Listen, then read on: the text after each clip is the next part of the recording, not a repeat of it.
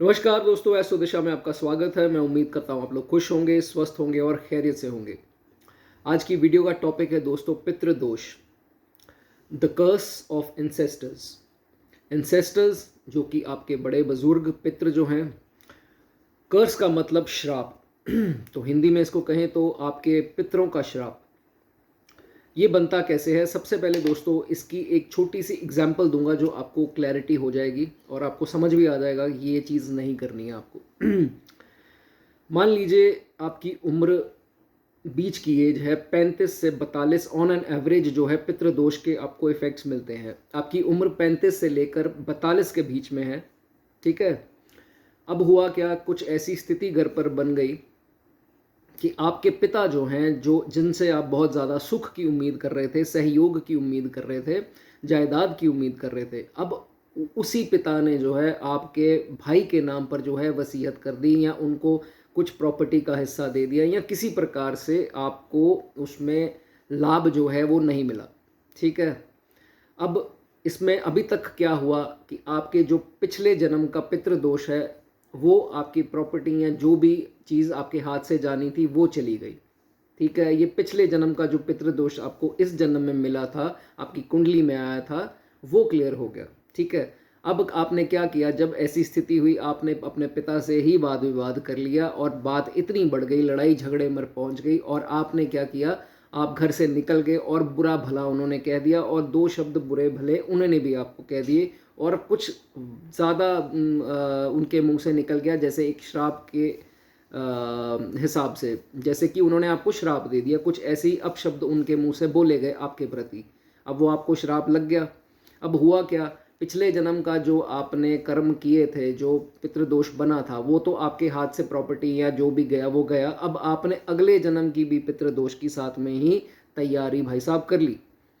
तो ऐसे बनता है पितृदोष, जब पितरों ने हमें किसी प्रकार का श्राप दे दिया, आपने उनको तंग परेशान किया, उनके साथ अपशब्द बोले या किसी प्रकार से वो आपसे सुख नहीं ले पाए, आपने उनको दुख दिया, तो बनता है पितृदोष। आई होप ये चीज़ आपको क्लियर होगी। इतनी सिंपल सरल एग्जाम्पल आपको किसी ने नहीं दी होगी। अब दोस्तों बात करते हैं, अगर आपकी कुंडली में पितृदोष बनता है तो आपको चार्ट में कैसे समझ में आएगा। ये तो हो गया ना बात प्रैक्टिकल लाइफ में कि आपके साथ ये इंसिडेंट ऐसा कुछ प्रकार का होगा तो दैट मीन्स कि पितृदोष आपकी कुंडली में बनता है। लेकिन आप कैसे देख पाएंगे कि मेरी कुंडली में ये दोष बन रहा है या नहीं बन रहा है। ओके, तो अपनी कुंडली उठाकर देखिए। सबसे पहले पितृदोष जो है वो ज़रूरी नहीं है वो पिता की साइड से बनता हो, या तो वो माता का श्राप हो सकता है या वो पिता का श्राप हो सकता है, ठीक है। तो इसको कैसे पहचानेंगे, सबसे पहले बात करेंगे सूर्य की। आपको अपने चार्ट में सूर्य की स्थिति देखनी है, किस हालत में है। अगर तो सूर्य पापी ग्रहों से ग्रसित है, पापी ग्रह यानी कि शनि, केतु और राहु, अगर इनकी युति के साथ किसी भी भाव में सूर्य बैठे हैं, एक तो निशानी हो जाती है ये। उसके बाद सूर्य के ऊपर इन्हीं तीनों ग्रहों की दृष्टि पड़ जाए। अब दृष्टि तो आपको पता होगी कौन सी है। तो अगर राहु केतु की जो है वो 5वीं 7वीं और 9वीं दृष्टि होती है और शनि की जो है 3री 7वीं और 10वीं दृष्टि होती है, तो आप उसमें चार्ट में देख सकते हैं। अगर किसी तरह से दृष्टि से भी प्रभावित है सूर्य आपका, तो दैट मीन्स कि आपका पितृदोष है और वो आपके पिता के कारण जो है आपको लास्ट जो जन्म है उसमें मिला है, ठीक है। आपने कुछ ऐसे कर्म किए हैं जिनसे उनका दिल दुखा और उनके मुंह से कुछ भी आपके लिए श्राप निकला या बुरा भला निकला। तो इस बार जब आपका जन्म हुआ वो पेंडिंग कुछ कर्मास हैं जो आपको पूरे करने हैं, तो इसलिए आपको ये जो है आपके चार्ट में आपको दिखेगा, राइट। अब उसके बाद कंजंक्शन की बात करें तो चंद्रमा की, अगर आपको आपकी मदर की तरफ से ये चीज़ मिली है तो आपको चार्ट में देखिए आपकी कंजंक्शन जो चंद्रमा की है, या तो वो राहु के साथ है, शनि के साथ है या केतु के साथ है, तो ये पितृदोष आपका बन गया। या इन्हीं तीनों की दृष्टि अगर चंद्रमा के ऊपर पड़ रही है जो मैंने अभी बताई, तो भी पितृदोष आपकी मदर की साइड का बनता है। कई कुंडली में देखा गया है कि दोनों जो है आस्पेक्ट दोनों की होती है या दोनों की युति, मतलब कहने का मतलब पितृदोष दोनों की साइड से बनता है, तो वो प्रॉपर जो है पितृदोष उसमें लगता है जातक को, ठीक है। तो आप ये अपनी कुंडली में देख सकते हैं। कोई भी कंफ्यूजन है कमेंट सेक्शन में पूछ सकते हैं।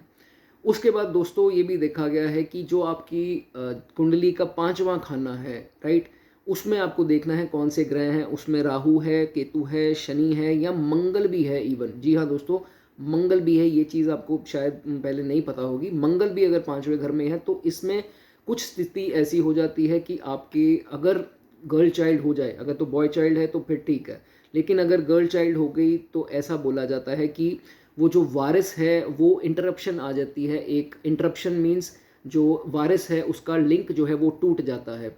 और इनका यही देखा जाता है कि यहाँ तो 2 लड़कियाँ हो सकती हैं या एक लड़की हो गई और उसके बाद कोई चाइल्ड नहीं है, तो इसमें दोस्तों ये देखा जाता है कि उस केस में आपको पितृदोष जो है वो लगा होता है। अब आपकी जो फैमिली की चेन जो है वो टूट गई है, ठीक है, ये भी इसमें देखा जाता है। उसके बाद बात करेंगे नेक्स्ट पॉइंट की। आपको अपना लग्नेश देखना है। लग्नेश होता है जो आपके फर्स्ट हाउस में, प्लैनेट नहीं देखना है, उसमें नंबर देखना है। नंबर क्या लिखा हुआ है, मान लीजिए उसमें 1 नंबर ही लिखा हुआ है, तो 1 नंबर के स्वामी कौन हो गए, मंगल।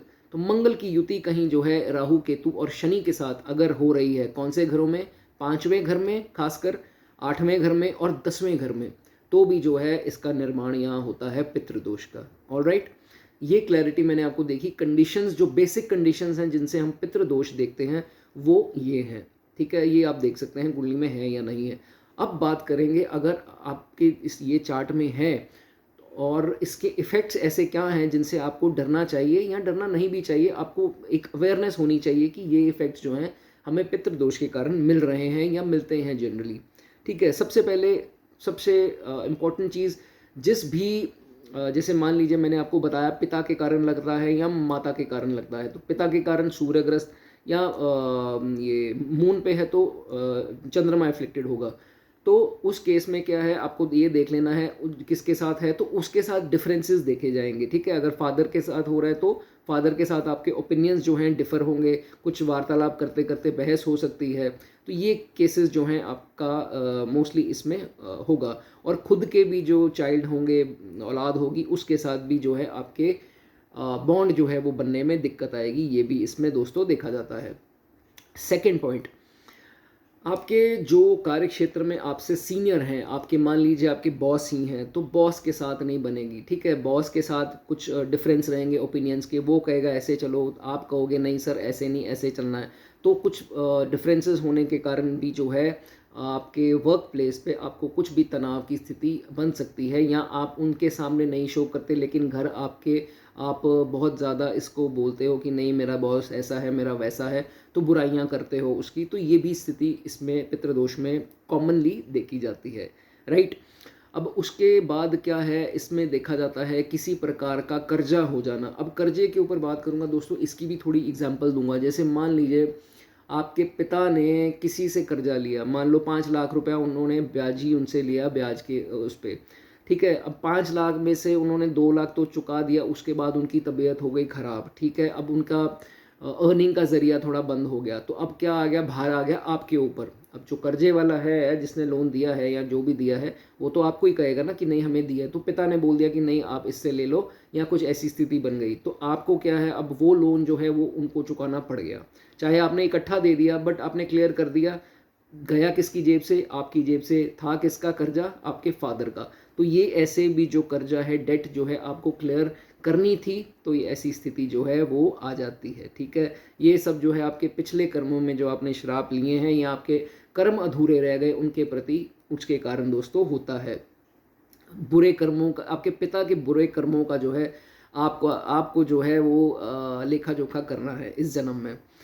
ओके, उसके बाद फोर्थ पॉइंट क्या होता है, इसमें जनरली देखा जाता है कि इसमें आपकी मैरिड लाइफ भी डिस्टर्ब होती है। जिनके पितृदोष लगा है उनके या तो डिवोर्स हो जाएगा, या कुछ देर के लिए हस्बैंड या वाइफ, मतलब वाइफ जो है वो चली जाए, या कुछ ऐसे डिफरेंसेस आ जाए, कुछ टाइम के लिए आप इकट्ठे नहीं रहोगे, ये भी देखे जाते हैं। अगर इकट्ठे रह भी रहे हैं तो एक इमोशनल या साइलेंट डिवोर्स की तरह आप कह सकते हो कि इमोशनली वो कनेक्टेड नहीं है आपस में, तो ऐसी भी स्थिति जो है पितृदोष में बन जाती है। कुछ ऐसा है तो आप कमेंट सेक्शन में लिख सकते हैं। उसके बाद फिफ्थ पॉइंट की बात करें तो इसमें ये भी देखा जाता है कि जिनके पितृदोष कुंडली में बनता है, ये लेडीज़ के लिए है खासकर, उनको कुछ प्रेगनेंसी के रिलेटेड कोई समस्या आ जाती है। अगर प्रेगनेंसी में नहीं आई तो उनको कोई गायनेकोलॉजी की प्रॉब्लम आ सकती है, तो ये भी इसमें देखा जाता है, और उसी के चलते कुछ लंबी बीमारी के कारण काफ़ी देर जो है ये परेशान भी रहती हैं। कुछ ऐसी क्रॉनिक इलनेस जो है इनको चांसेस बन जाते हैं। अगर आपके साथ ये नहीं हुआ है तो God has blessed you, but mostly जो है कॉमनली ये चीज़ें देखी जाती हैं, राइट।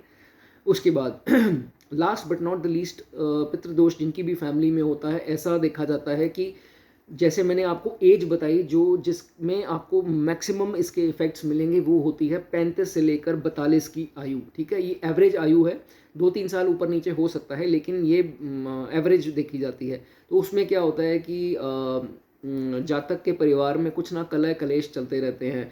कुछ हो सकता है अपने स्पाउस को लेकर हो, या स्पाउस है या नहीं है उसके रिलेटेड ही आगे मदर फादर से कुछ वाद विवाद हैं, या डिबेट्स होते, मतलब आर्ग्यूमेंट्स होती हैं, या भाई से प्रॉपर्टी का विवाद, ये सब जो है कलह कलेश हर प्रकार के जो हैं उस घर में स्टार्ट हो जाते हैं। तो ये भी पितृदोष में दोस्तों देखा जाता है।